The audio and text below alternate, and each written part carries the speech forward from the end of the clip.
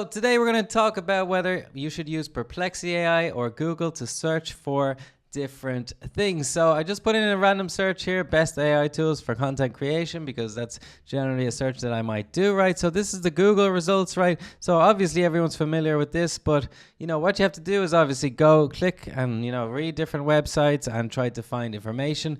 So what I'm doing now is actually I use ChatGPT for something like this, something more simple, right? I might use ChatGPT, just ask that, and then I can just scan this stuff really easy, and just go, okay, this is probably one of the best results, and we haven't even got Search GPT yet. So what I like about this is, it's just best for long form articles, social media content, a website. Okay, I probably would disagree that this is the best tool. It's definitely not.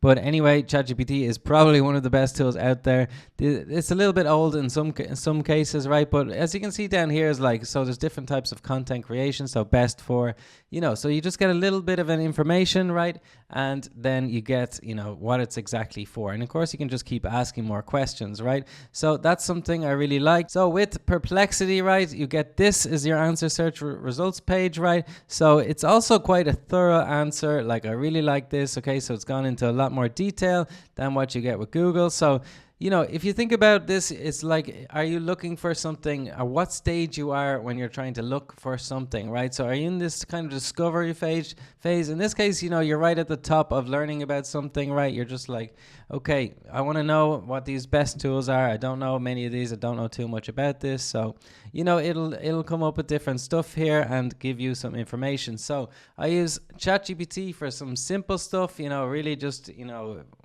how do I spell this, or something basic like that, adding something together, or really basic stuff like that. I use ChatGPT. And then maybe this one is better than ChatGPT for actually gathering lots of information together and finding out, it's scraping all the different websites, right, and getting stuff. So I know Jasper, that's one of its points is, maintaining brand tone, right? So they're probably not my favorite tools, but I suppose for most people, maybe that's interesting for them, right? And Canva, Pictory, okay. So it actually gave us a really decent answer, right? So if you're trying to find this information, right, instead of clicking on the pages, you can also click on the different pages, right? So it gives you good sources here, gives you images here, and you can also watch videos. So that is something that Google is doing more and more as well, right? So you've got videos here as well.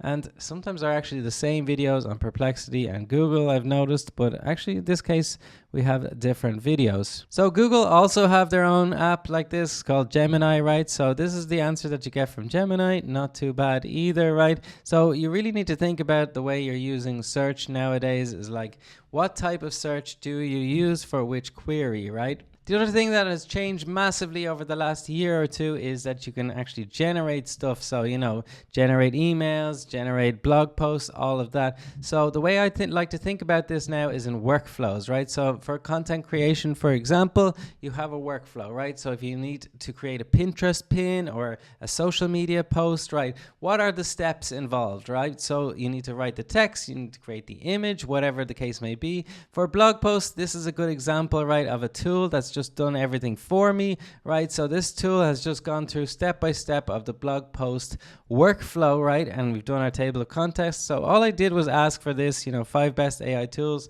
to make shorts, reels, and subtitles with voiceover, right? And it's given me all of this extra information, right? So you can see that it just looks a bit better than the other tools. But the thing about this tool is that it also, adds in those extra little steps of, you should always external link, right, to other web pages. That proves authority, right, that you're linking out to other pages or linking to your own page, right? If this is your blog post, right, on your website, right, you add images. So this tool actually did everything here, and, it actually, you can just go in and change everything as well when you want to, and it adds video. So that's super cool. If you have a website and you're into SEO, then this is the tool that can help you with that. So if you want a discount for this, you can use the code Connor10, CONOR10, and you get a 10% discount. You can also try this out. I'll leave a link in the first comment, right? You get 3 free articles just to see if this is right for you. So back to Perplexity, you can also use these other features here like spaces, right?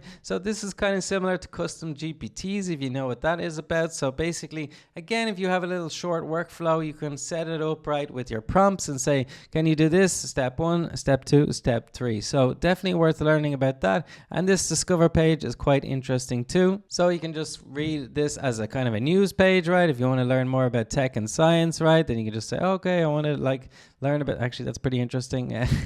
I want to read about that later after the video, but you know what I mean. So you can just keep on reading, and this is a great way to use Perplexity AI as well to just discover more information. So Perplexity really is taking advantage. I think Google was a little bit asleep at the wheel now with all this AI coming out. So there's new ways to search for information. So you can use this focus mode as well, just to search the web.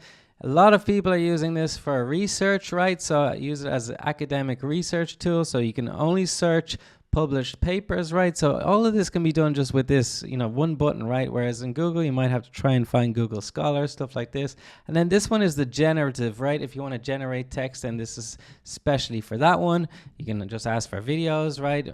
Just go to YouTube, I suppose, would make more sense really for this one. And this one, social, is for Reddit, right? So it'll just search Reddit and find what people are saying about a certain topic. So that's it. I don't know whether you're using Perplexity now more than Google. I would love to know, because for me, I'm definitely using a mix of ChatGPT and Perplexity. One thing you do need to know about Perplexity is it can sometimes get information wrong. I mean, Google can also get things wrong, especially with people creating so much content with AI. There's going to be more and more mistakes. So don't believe everything you see on the internet. I think that's something we all should have learned a long time ago. But I still think this is a super valuable tool, and I'll be using it more and more. Thanks for watching. If you want to learn anything else about Perplexity AI, I'll leave a video up above.